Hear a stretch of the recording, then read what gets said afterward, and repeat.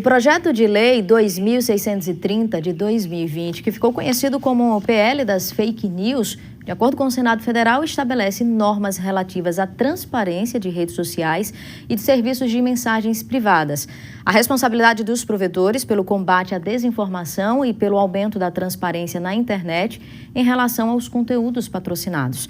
O PL também fala sobre a atuação do poder público e ainda estabelece sanções para o descumprimento da lei. É um projeto de lei que ganhou grande repercussão entre apoiadores e críticos também, tanto que mais de 150 emendas já foram apresentadas. Esse projeto de lei, gente, é de autoria do senador por Sergipe, Alessandro Vieira, que a gente convidou para trazer, para a gente conversar a partir de agora e entender melhor o projeto em si e os motivos que o tornaram tão polêmico. Muito bom dia, já agradeço pela participação aqui com a gente. Bom dia, é um prazer estar conversando com vocês. Eu já queria começar justamente falando sobre isso. É um projeto que ganhou grande repercussão, é de 2020, que foi aprovado no Senado, mas na Câmara dos Deputados ganhou uma repercussão muito grande, agora do fim do ano passado para cá, principalmente. Eu queria entender o que te motivou, o que o senhor motivou a criar esse projeto de lei. Aqui para o Sergipe você tem passagem, né, pela Delegacia de Crimes Cibernéticos. Acredita que essa passagem pela delegacia foi importante para poder entender melhor como funciona o universo ali online? Sim, o conhecimento técnico da questão de redes, de como funciona a dinâmica da internet e das plataformas ajudou a entender a importância do projeto. Mas, além disso, o mundo inteiro já caminhava e continua caminhando no sentido de legislação que cuide das plataformas. Elas partem de um ponto de ausência de responsabilidade, um território livre, e o tempo foi mostrando que era necessário ter algum tipo de regulação. O mundo inteiro está fazendo, já desde 2018, 2019, por conta da incidência muito grande de redes de desinformação, por conta dos ataques à democracia e dos crimes que são praticados em redes sociais. Então, essa foi a base de fazer o projeto, foi votado e aprovado sem maiores problemas no Senado. É isso. E os próximos passos? A gente teve essa concentração aí, mais de 150 emendas apresentadas. Concorda com todas elas? O que achou dessa... Claro que é comum, é normal, faz parte desse processo, mas o que a gente percebe, principalmente depois da repercussão que o projeto de lei ganhou, é que ela tem perdido um pouco das características originais, do texto original. Acaba se concentrando muito em polêmicas e deixando de tratar daquilo que é consenso. A base do projeto é combater contas falsas. Eu tenho certeza que ninguém concorda com contas falsas. Combater a publicidade não divulgada, ou seja, você recebe um texto como se fosse orgânico, fosse uma pessoa mandando, mas na verdade é um robô, é uma propaganda impulsionada. Ninguém é favorável a isso. E ninguém é favorável, eu tenho certeza, a que as plataformas continuem ganhando muito dinheiro sem ter nenhuma responsabilidade. As polêmicas que chamam muita atenção vêm muito da parte de desinformação. As pessoas não leem o projeto, as pessoas não conhecem o conteúdo, mas se deixam levar pelas opiniões de pessoas que têm interesses. As próprias plataformas, que ganham muito dinheiro sem responsabilidade, então, ao contrário de uma emissora de TV. Na emissora de TV, se você publica um conteúdo, você se responsabiliza por ele. Na plataforma, não. E eles ganham bilhões de dólares com isso. E não querem mudar essa realidade. Ela já está mudando no mundo inteiro, através da legislação na Europa, através da justiça nos Estados Unidos, mas está mudando. E no Brasil precisa mudar também. E eles começam a desinformar a população. Chegaram ao ponto de dizer que o cidadão não ia poder ler a Bíblia. Quer dizer, são absurdos completos. E o convite que eu faço sempre às pessoas é esse. Pega o texto e me aponta um ponto de censura individual ou de restrição ao seu direito de opinião. Isso não existe. Mas intensifica muito a polêmica natural desse processo. Eu confesso que quando a gente definiu o tema dessa entrevista, gente, eu comecei a pesquisar um pouco mais e senti essa dificuldade. Porque se você for acessar a internet, você tem muitos vídeos de opinião. Então, eu imprimi a lei, o texto original, e comecei a fazer essa comparação com relação ao que as pessoas estavam falando e com o texto original. Realmente há uma distorção, uma diferença. Muito grande. E, além disso, tem também as mudanças de acordo com essas emendas que foram apresentadas. A legislação, a lei em si, o texto, foca muito também nessa questão da responsabilização das plataformas, né?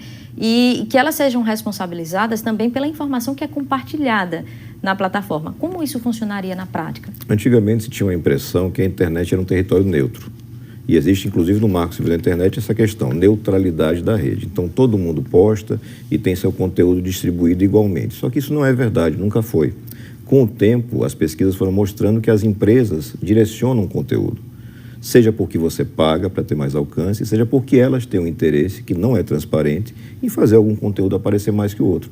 Agora, na discussão do projeto das fake news, você teve um relatório da Universidade Federal do Rio de Janeiro provando que eles dão mais visualizações para quem critica o projeto e menos para quem não critica, para quem defende algum ponto do projeto. Então, não são empresas inocentes, não é uma rede neutra, e você tem que fazer um trabalho de transparência, de defesa de direito do usuário, porque hoje eles fazem moderação de conteúdo sem lhe dar nenhum direito de resposta, nenhuma explicação, e trazer para um campo de responsabilização, de transparência, que é aquilo que está na nossa Constituição desde sempre. Todo mundo tem direito a ter sua opinião, mas você não tem direito ao anonimato. Você não tem direito a se esconder da responsabilização. Você assume sua responsabilidade. Se eu quero falar sobre um tema, eu sou responsável pelo que eu falo. Se eu cometer algum crime, os crimes já estão previstos na legislação. E a gente vai atravessando isso, só que agora nesse novo território, que é um território digital, que hoje é impositivo, a gente não pode fugir dessa realidade. A gente está conversando com o autor do projeto de lei, que ficou conhecido, né, como fake news, Alessandro de Vieira, que é do PSDB. E a minha próxima pergunta é justamente sobre essa questão de fake news, como ele ficou conhecido, né? Como a justiça vai conseguir diferenciar uma certa dificuldade hoje em dia, né? Do que é fato, do que é verdade. É uma discussão social, a gente enfrentou muito isso, principalmente nas últimas eleições. Sim. E como isso pode trazer essa discussão maior e trazer um fato mais certeiro nessa definição com relação ao que é verdade e o que não é. A grande sacada do projeto, especialmente do projeto original, é não entrar no mérito e discutir o que é verdade e o que não é. O que o projeto cuida é das ferramentas que são utilizadas para levar adiante essa mentira, essa desinformação, esse crime. Então, o que vai acontecer? Se você tem hoje a realidade em que as empresas fazem essa análise, isso vai continuar acontecendo com base nos seus termos de uso. Então, eu fiz meu contrato com o Facebook para poder ter acesso ao Facebook. Lá tem um monte de obrigações e eles fazem essa moderação como querem. Eles decidem internamente. Eu não sei qual foi a razão, eu não sei a fundamentação. Com essa lei aprovada, a empresa passa a ter a obrigação de me informar. Eu vou derrubar sua postagem por motivo A, B, C. Eu tenho direito a recurso. Se eles não atendem o meu recurso, essa discussão vai para a justiça, como qualquer discussão pode ir para a justiça. Então, não tem uma regra na lei que diga o que ela fala é mentira, o que eu falo é verdade. E nem tem um Ministério da Verdade, algum órgão do Executivo que vai decidir o que é verdade e o que não é.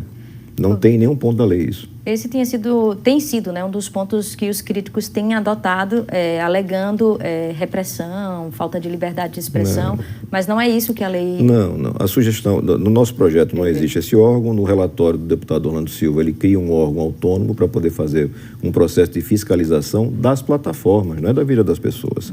As plataformas passam a ser obrigadas a fazer relatórios de transparência, porque hoje eu não sei como ela funciona.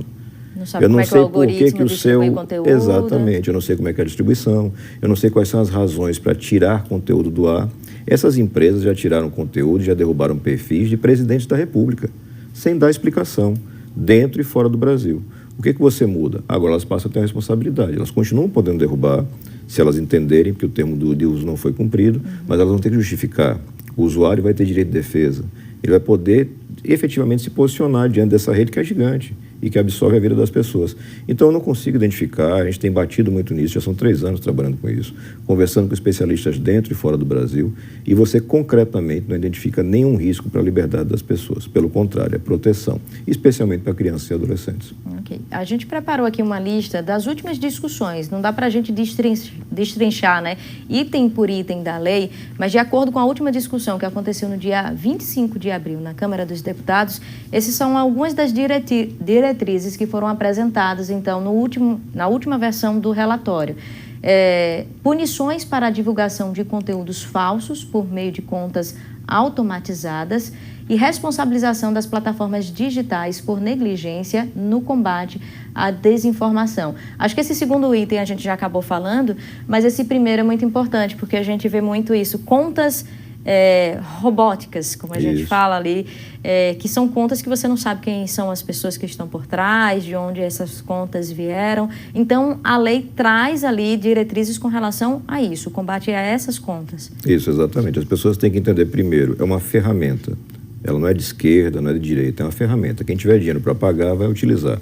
E os lados ideológicos usam bastante. O que eu tenho que fazer? Proteger o cidadão, que normalmente não sabe que aquilo é um robô.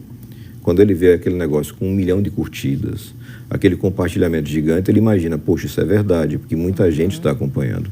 Mas para quem conhece e a plataforma já sabe, não. Ali é uma rede de robôs que foi financiada, que foi paga por alguém. Então, você diferencia muito claramente a conta individual. A Dona Maria vai continuar postando o que ela quiser, inclusive bobagem, se a Dona Maria quiser postar. Se a bobagem for crime, ela vai poder ser responsabilizada pelo crime, como já é. O que Dona Maria não vai poder fazer? Contratar uma rede de robôs para fazer com que a mentira dela se espalhe pelo Brasil inteiro, sem que você, usuário, saiba que é um robô.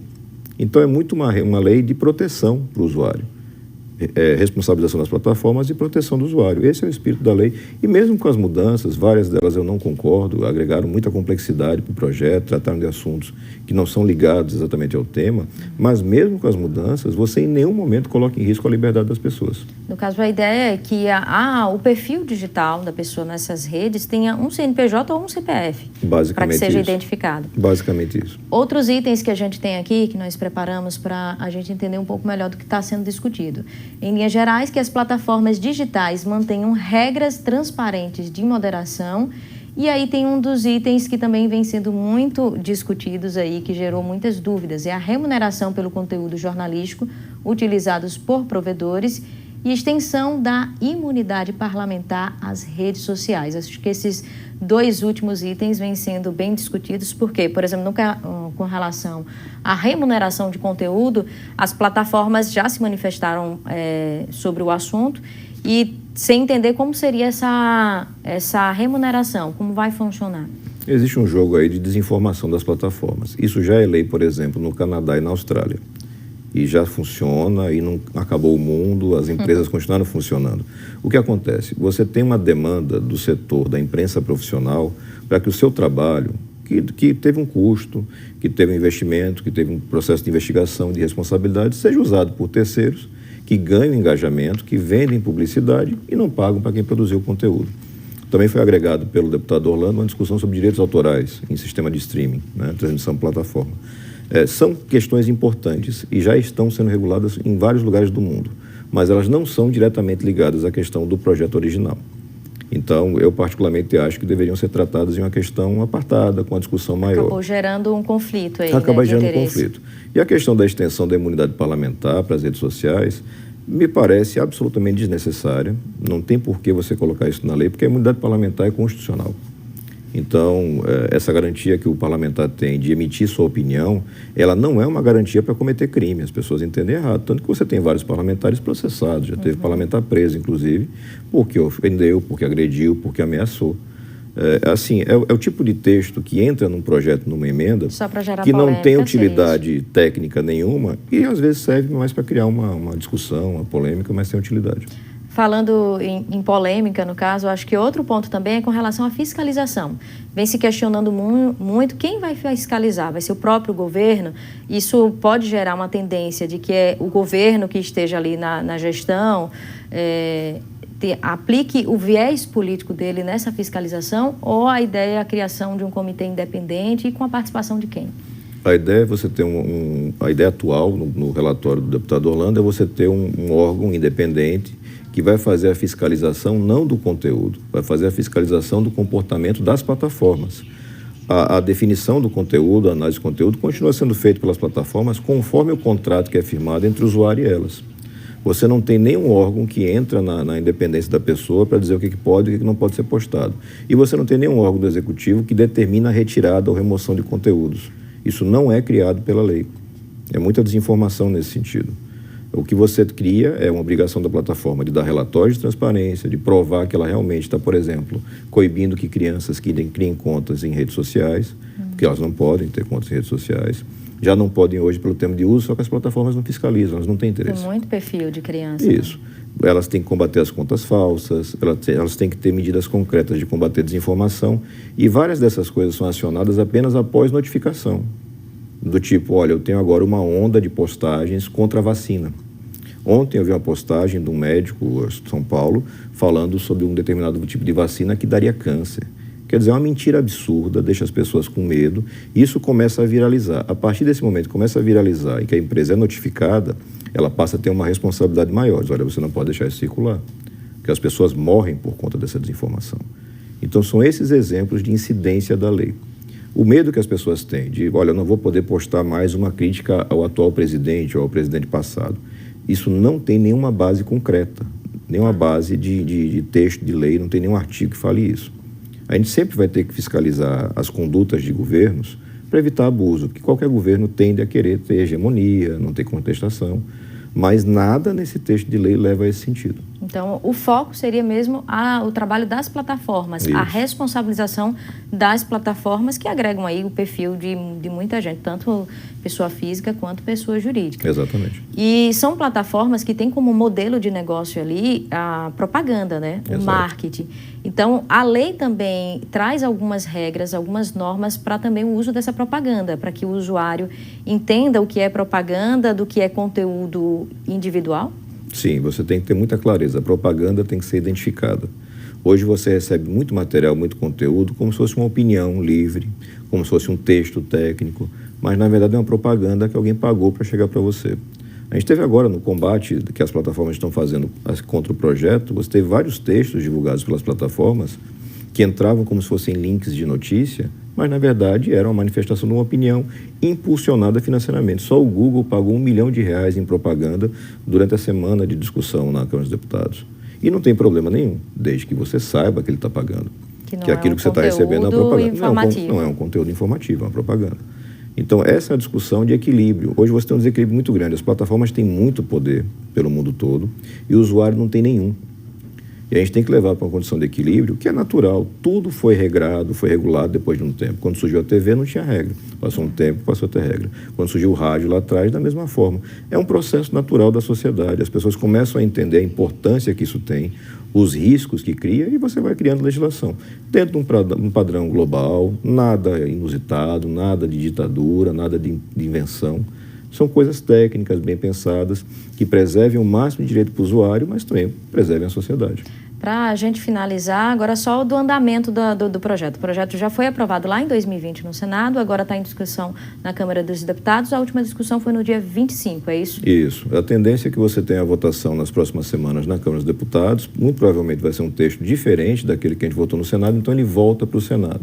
E agora os senadores, uma vez aprovado na Câmara, passam a discutir se ficam com o texto original, se ficam com o texto da Câmara ou se fazem alterações pontuais, tentando misturar os dois textos.